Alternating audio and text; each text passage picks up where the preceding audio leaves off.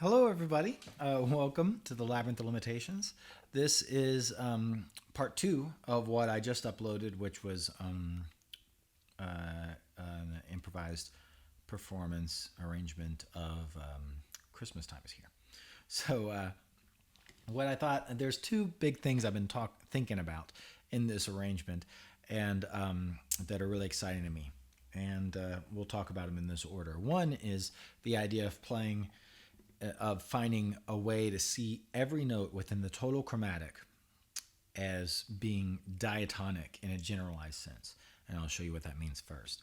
And then the other thing is focusing on oblique motion and doing lots of moves that are challenging but fun to do using oblique motion. And oblique motion is that thing where you go, where you keep one note alive while you move with the other voice or voices. Okay, so first off, let's look at, so what I do in this tune, so that was F major 6 diminished, and now I'm on E flat 7. And E flat 7, dominant 7, I'm sorry, E flat dominant 7, and E flat dominant 7 flat 5. Is what's on the chart, and that's really the flavor of it. And this type of chord, when you have a dominant 7 flat 5 that is a whole step below your tonic, we have this in Stella by Starlight.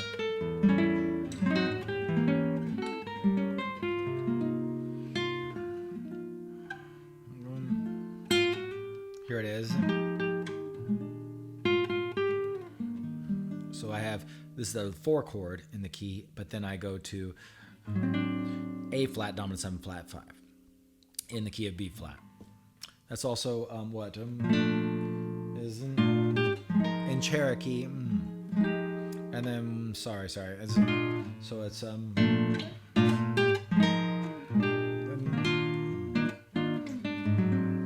so this is the same situation. A dominant 7 flat 5. A whole step below the tonic. And whenever this happens, it has similar, it's the same type of situation always. So we have, or similar. Now here I am on that chord. So this is E flat, dominant 7 flat 5. And I could view this as, a wonderful place to find some motion is with the dominant 7 flat 5 diminished scale, of course. So, which we've talked about. But then also the 6 on the 5 has beautiful possibilities because, so here, when I borrow what is the major 7th in B flat minor 6, see that note right there is the flat 5 that really brings that color in. So you can be like,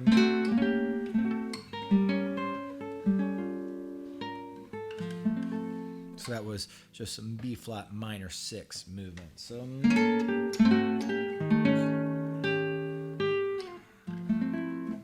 it's that type of sound. So moving between these things, and then there's the family, there's other ideas. And so looking at that chord, I was just trying out so many things, and then it really made me realize it's a great place to explore the idea of making every note diatonic, meaning finding it within a scale where it has an actual function. It's not a half step below an actual note in the scale or anything like that, but it's actually in the scale. And the more I looked at this, the more I started to see that. So I was doing a lot of these kind of, and this is looking at like the scale of scales that I've talked about in previous episode, where I'm seeing, here's dominant 7, flat 5. This is some family stuff, because it would be, so dominant 7, flat 5, dominant 7th, diminished, right? Some minor 6 from the minor 6 family. In this case, that's the 6 on the 5. This is B flat minor 6. And then I'm going to end up, so what is this?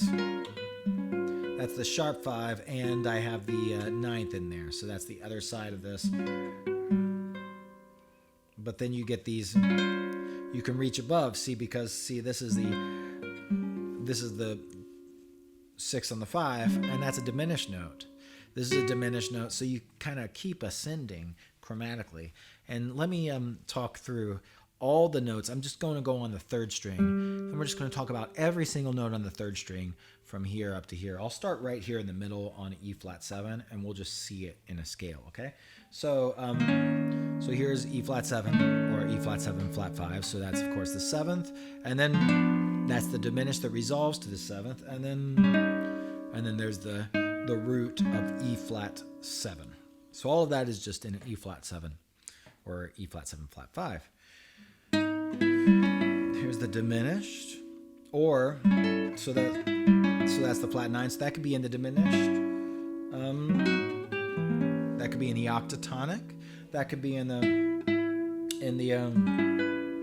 it could be the tritones minor. It could be in the family. I'm playing A dominant 7th. So all those things have that note, that E natural in there. There's other things, I'm sure, but just grabbing some things. And then now I have the 5th of B flat minor 6. So I'm just continuing to move up chromatically on the third string. And now I have the F sharp, which is the diminished note in B flat minor 6.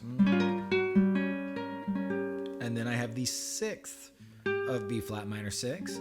I could locate these notes in other places, but this really works for me. Just, it's just one example. And now I'll go down here.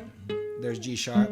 Now G sharp is that's a diminished note. You see, that's diminished G sharp right there. So G sharp, that's diminished to the E flat dominant 7th, or E flat dominant 7 flat 5. So I can go like.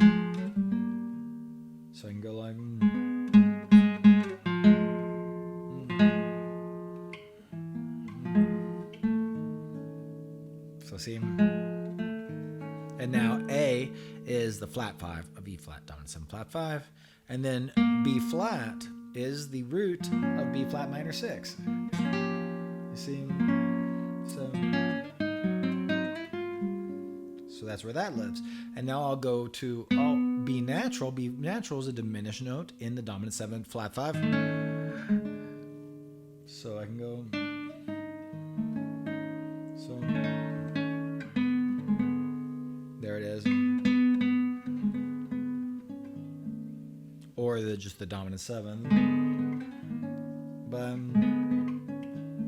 So that is a diminished note in both of those scales. And then now, lastly, this is the last note. Then we've covered all of them. And this C, it could be, I like to see it in B flat minor 6, which is, again, that 6 on the 5. So I find that note. But it belongs.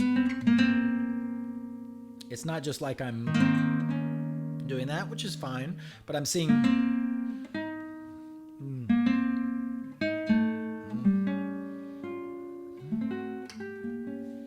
I see it in a scale. Now I can move and I can treat it like it has a place, which it does.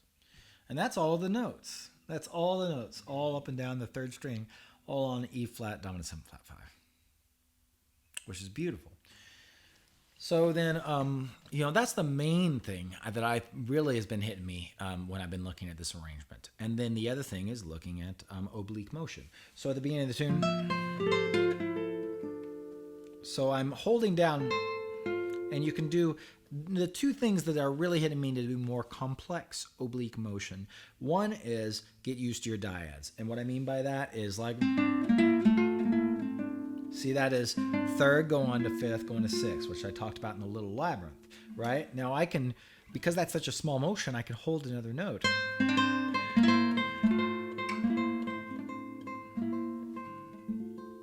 See, all that kind of stuff.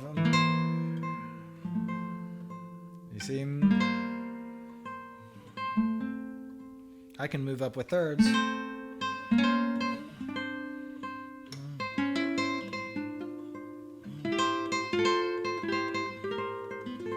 I can do that. I can move out from thirds. See, that's weird. Haven't done that one yet, but So I went third, and then this is on F major 6. So this is the 6th and the 5th, which gets me unison.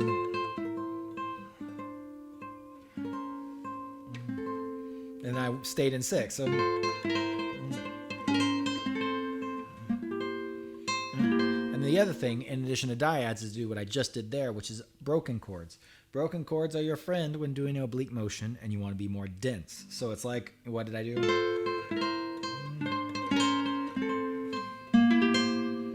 That's a broken chord, because I can do broken chords. See? Sorry, I'm a little out of tune.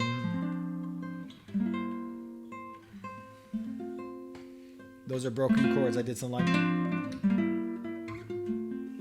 So broken chords I can do while holding another note also. So dyads, of course, single note. You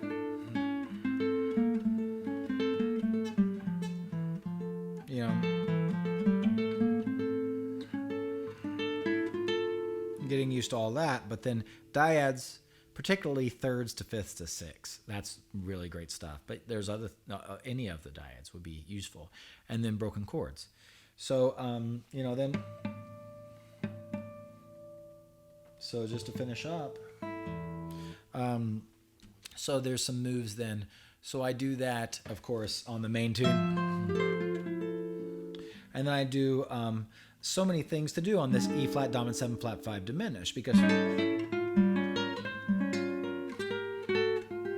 So I'm just going through the scale of scales. I'm going dominant 7, flat 5 to family. This is, gosh, A dominant 7th, B flat minor 6, B flat minor 6, right? You know, that's what that is. But you could stay straight in, you could stay in whole tone. You could do dominant 7 flat 5. There's so many things. This family motion I'm really loving right now. So I went. So. Something like this. So I went from a first inversion, B flat 7, to A, well, not B flat 7, but E flat 7, to A, and then to a octave chord, whole tone, right? So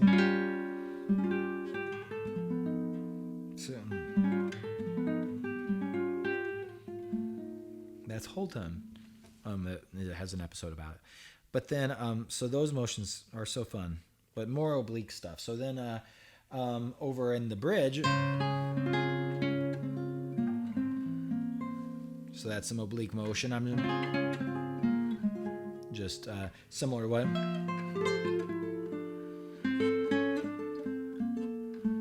You know, just moving around while holding some of those top notes. Look at this one. This is one that I intended to do, but I didn't do. And so I'm going to go, this is 2 borrowed notes. So I'm going to go, that's what I want to hear. This is borrowed notes on D flat major 6. And this is D flat major 6, just with a spread out voicing. So octave chord, D flat major 6. Which I think is really pretty sound. And then, something really neat.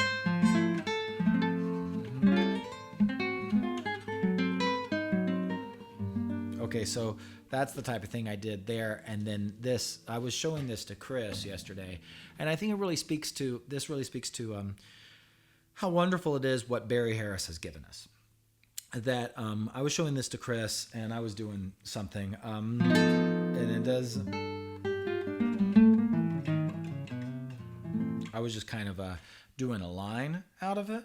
But instead, I think Chris said something like, oh, what's nice to do there is to go up the scale. And he just said with words, he didn't show me on a guitar at all. He just said, go up the B flat major 6 while holding down that A.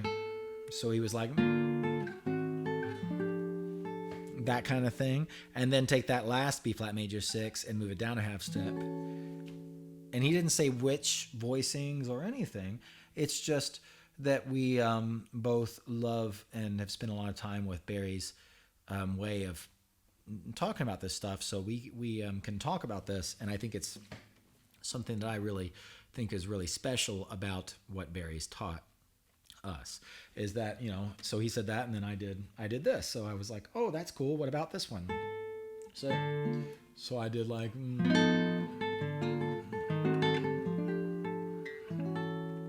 I did something like that pretty much right off the bat. I'm not trying to brag or anything like that in any of these videos or anything. I'm just trying to share something that I think is a really a testament to how beautiful the whole thing is that Barry's given us. That it's hard to find things that you can just use words and express something so specific and meaningful. And I've never done that move ever, And Chris didn't demonstrate it on his guitar. He just used some words, and then I did that one. There's other ways that you could do it, but I think it's really fun that was a thing. So I go, and then I did, So I got a borrowed note on B flat major 6. It's like a drop 3, but with a borrowed note. And then I move up with the drop 3, and now there's no borrowed note because I've risen up to diminished. And then that borrowed note is still there on what should be this B flat major 6, and then I move, and that is a beautiful. And now I have the third, the flat 9, and the third, the flat 9, the flat 5, and the A, the 13th. It doesn't really matter. It expresses C7 really clearly.